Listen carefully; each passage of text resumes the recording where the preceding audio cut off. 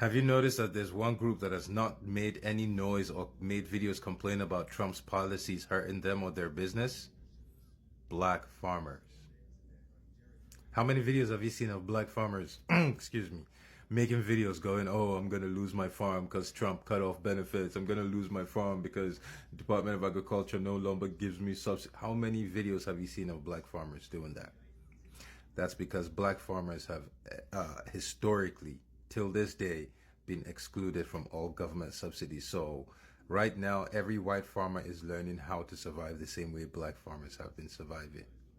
Like I said, what Trump was going to do was bring every white American down to the black American level.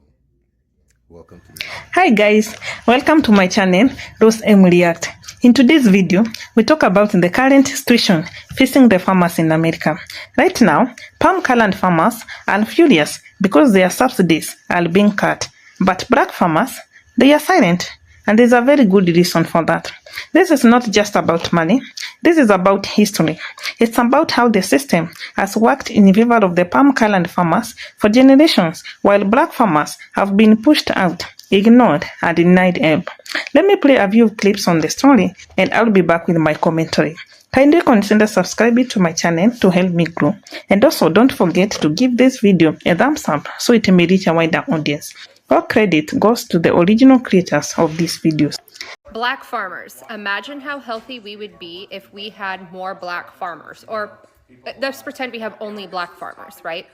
I'm talking about the way that the Midwest is going to fall apart without federal funding, specifically all of these farmers, right? But one group that's going to do well is black farmers because they never got all of these handouts. And so I am not opposed to a strategy where we do let some of these rural Midwestern towns kind of fall apart on their own doing and take that as a redistricting opportunity. But think about this. Native Americans, how much healthier would our planet be and our land be if Native Americans had more farmland, which will be one of the groups that have the cash to do so. So I don't know, it's a silver lining I'm trying to think of. I was just trying to think if I've ever known a major farm or plant to have a food recall that was black owned, and if there is, I certainly can't think of it. Historically, till this day, been excluded from all government subsidies. I wanted to yes and this creator. You should go watch the video later, but let me give you some facts to go along with what he's saying. The U.S. government gave 270 million acres of land away for free. Guess who didn't get any? That's right. After the Civil War, 3,500 black families managed to claim about 650,000 acres through the Homestead Act. Now that may sound like a lot, right? Well, that's when you realize that white settlers got 270 million acres, okay? Now the way I figure that, that's about a 400 to 1 difference. To paraphrase Martin Luther King, it wasn't just the land. The government built land-grant colleges to teach white farmers how to work the land. Then they sent out experts to help them succeed, and then they gave them low-interest loans and subsidies to keep white farmers growing. Black farmers, they were just left to figure it out on their own. Here's the wild part. You see, after the Civil War and the Homestead Act, black folks made it happen without government subsidies, and by 1910, black folks owned 16 million acres of land, about 14% of all of the farmland in the U.S. And here's the amazing thing, right? By 1910, that 16 million acres, that was the top part. That was the apotheosis of black farming. Think about the color purple, where all those black folks own land. They own that 16 million. Now that's where this chart comes in. Now you see this blue line? That's what white farmers got for free, okay? Now the Homestead Act is the second line. This is what black folks got, okay? That's the handouts that black folks got compared to those handouts. All right, now, because black folks make a way out of no way, this green line, that's what black farmers had in 1910. Now, here's the part that always makes me mad. 16 million acres of land, 14% of all the land that was farmland in America. That was 1910. Think the color purple and how Mr. and all these folks had land, all right? You know what the last line is? That's what black farmers own today.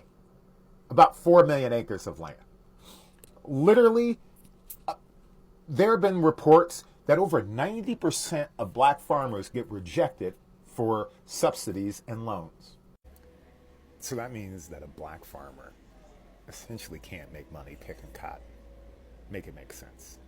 There's always one factoid that makes me think, man, you know, black folks, we are awesome.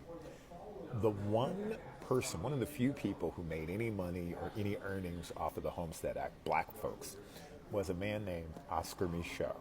So now for those of you who know anything about film, Oscar Micheaux essentially invented black film. And he used his earnings to support a thriving black film industry for about 30 years in Hollywood. So don't tell me that land ain't important and black folks owning land aren't important. Think of all the Oscar Micheaux we could have had. I'm your Uncle Sonari. Give your brother a follow. First, let's talk about what's happening right now. Many palm kernel farmers across the US are furious because the government is cutting farm subsidies. Farm subsidies are payments from the government to help farmers keep their business running. They help cover losses, protect against bad harvest, and make sure food production stays stable. Now that some of these subsidies are being reduced, palm kernel farmers are complaining that they are struggling.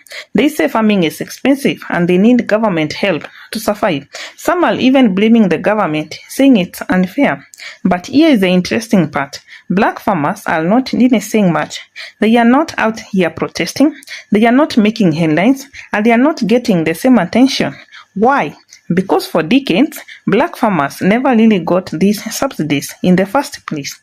To understand why this is happening, we need to go back in history.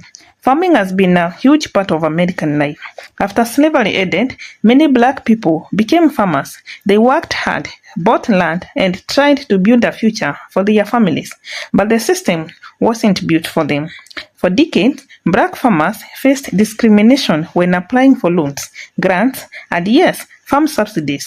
The very government agencies that were supposed to help farmers, the USDA, and the local farm loan offices made it almost impossible for black farmers to get financial help. One of the biggest problems was that local USDA offices were controlled by palm-colored officials. These officials often delayed or denied loans and subsidies to black farmers while approving them for palm-colored farmers. This meant black farmers had to struggle through bad harvest, economic downturns, and unexpected costs without the safety net that palm-colored farmers had. Because of this discrimination, black farmers started losing their land. In 1920, there were nearly 1 million black farmers in America. They owned about 16 million acres of land. But by 1997, that number dropped to just 18,000 black farmers owning less than 3 million acres. That's a huge loss, and a big reason why black farmers today don't even have the same opportunities as palm-colored farmers. Many black farmers were forced to sell their land because they couldn't get loans or subsidies. Others lost their land through shady legal tactics like Hayes property laws, which made it easy for land to be taken away. Meanwhile, palm-colored farmers kept expanding, getting more government aid and growing their wealth. So now, when palm-colored farmers are crying out about losing their subsidies, black farmers are just watching. Why? Because they never had the support in the first place. They had to survive without it, so they are not shocked when the government takes it away. Palm-colored farmers who benefited from government subsidies for decades are now upset because the money is drying up.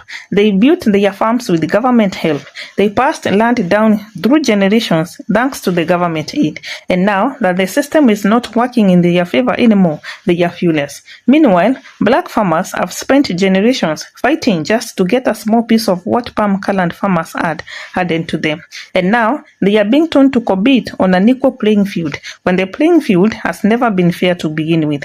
So what's the takeaway here? This is not about whether farmers deserve subsidies or not. It's about how the system was designed to benefit some while shutting others out. It's about recognizing that the outrage from palm-colored farmers today is the same frustration black farmers have felt for over 100 years. This moment is exposing something deeper. The government's farm policies have always been unfair, but only now that palm-colored farmers are feeling it, it's a big problem. So what do you think? Are these palm kernel farmers just getting a taste of their own medicine, or is this a proof that the system was never fair to begin with? Let me know your thoughts in the comment section below. If you find this information helpful, don't forget to like and subscribe. Thanks for watching. I'll see you in the next one.